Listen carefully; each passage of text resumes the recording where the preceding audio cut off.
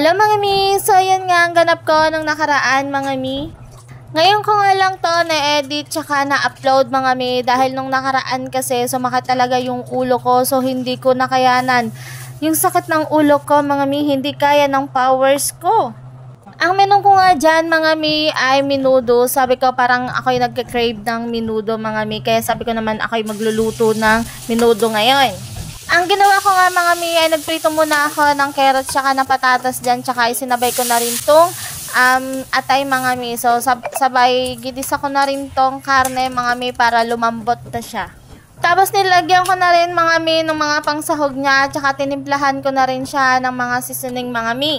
Tapos hintayin ko lang siyang kumulo mga mi habang ayan nagliligpit muna ako. Tapos yan after niyang maluto lalagyan ko na siya ng cheese mga mi kasi yun ang magpapasarap sa ating menudo.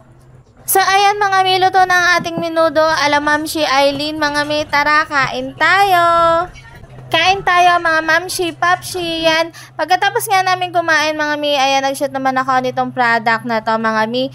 So ito nga itong tatlong short mga mi, murang-mura lang to na nabili ko nga sa Black App mga mi. Sobrang ang ganda niya, tsaka comfortable siyang suotin mga mi. Lakas maka-sexy, lakas makaputi. So kung gusto niyo mga mi, ilalagay ko ng link sa comment section tsaka sa yellow basket.